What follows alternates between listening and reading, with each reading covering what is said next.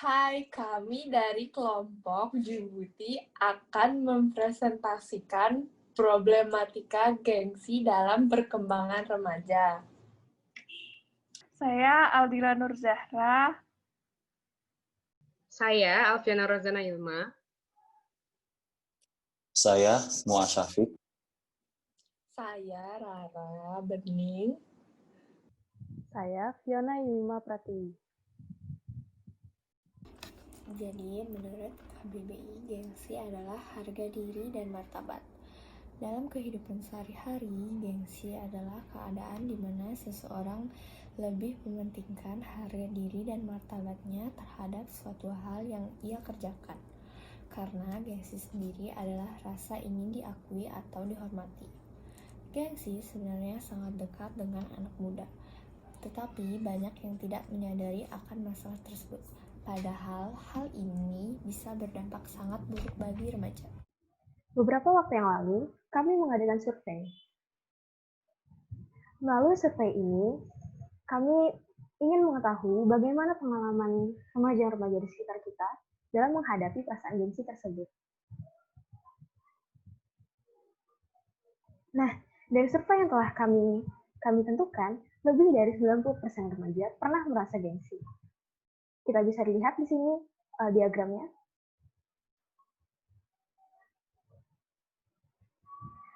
Lingkungan sekolah dan perkuliahan menjadi tempat yang paling berpotensi bagi remaja untuk merasa gengsi.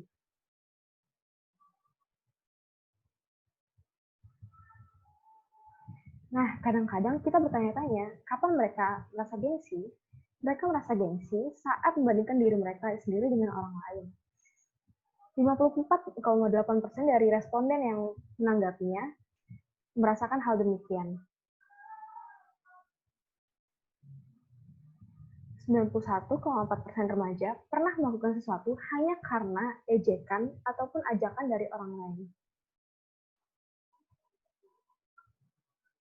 Tentu, perasaan gengsi memiliki dampak buruk. Salah satu dampak buruknya adalah mereka dapat membeli barang hanya karena merasa gengsi, padahal itu tidak selalu mereka butuhkan. Selanjutnya, saya akan membacakan dampak dari gengsi. Dampak gengsi yang pertama adalah lalai dengan tanggung jawab. Hal ini bisa terjadi ketika kita gengsi untuk menolak ajakan teman, padahal kita sebenarnya mempunyai kewajiban yang harus diselesaikan pada waktu itu. Yang kedua, tidak bisa menghargai waktu. Banyak waktu yang terbuang percuma karena gengsi, padahal waktu tersebut dapat kita manfaatkan untuk melakukan hal-hal yang bermanfaat. Yang ketiga, sulit melakukan pengembangan diri. Waktu-waktu kita yang ada seharusnya dapat kita gunakan untuk mengeksplorasi diri kita dan melakukan hal-hal yang bermanfaat. Nah, karena gengsi, waktu-waktu tersebut hilang begitu saja. Yang keempat, tidak dapat berpikir panjang. Kita menjadi tidak realistis dan menganggap standar terbaik adalah standar yang sesuai dengan pemikiran kita. Yang kelima, menyiksa diri sendiri. Kita mempersulit diri kita dengan standar hidup yang tinggi, sehingga padahal standar tersebut belum tentu dapat kita capai dengan kemampuan kita. Pada akhirnya, kita jadi tersiksa dan tidak bahagia. Yang keenam, haus akan pengakuan. Hal ini didorong dengan kita melihat aktivitas banyak orang di sosial media, sehingga kita membanding-bandingkan diri kita dengan mereka. Media sosial yang awalnya dibuat untuk mempermudah interaksi dan sebagai media berbagi, kini beralih fungsi karena gengsi. Media sosial kini menjadi ajang unjuk diri untuk mendapat pengakuan sesuai yang kita inginkan. Banyak orang yang melakukan hal-hal di luar kemampuannya hanya untuk mempertahankan gengsinya di media sosial.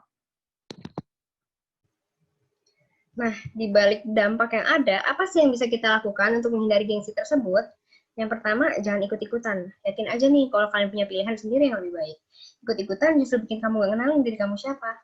Yang kedua, tidak membandingkan diri dengan orang lain. Survei membuktikan 50% lebih orang merasa gengsi karena membandingkan diri dengan orang lain. Tanpa sadar sih sebenarnya kita sering kayak gitu, ya nggak sih? Nah, apalagi kita menempatkan posisi diri kita di bawah orang tersebut. Hal ini membuat kita memaksa untuk setara atau bahkan lebih dari orang tersebut. Membandingkan diri dengan orang lain benar-benar gak ada untungnya, cuma bikin gak pede, dan akhirnya haus akan pengakuan deh.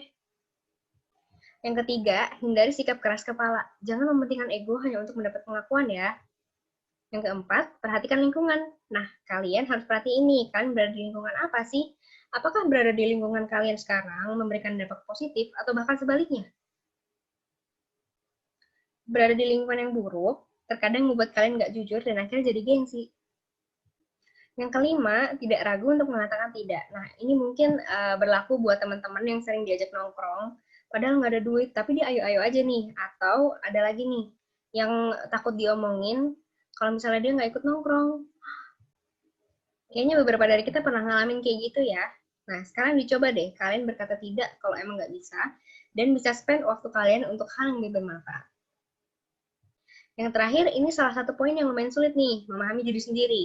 Kenalilah kalian sebenarnya merasa nyaman di situasi seperti apa, suka melakukan apa hal yang dikuasai, dan sebagainya.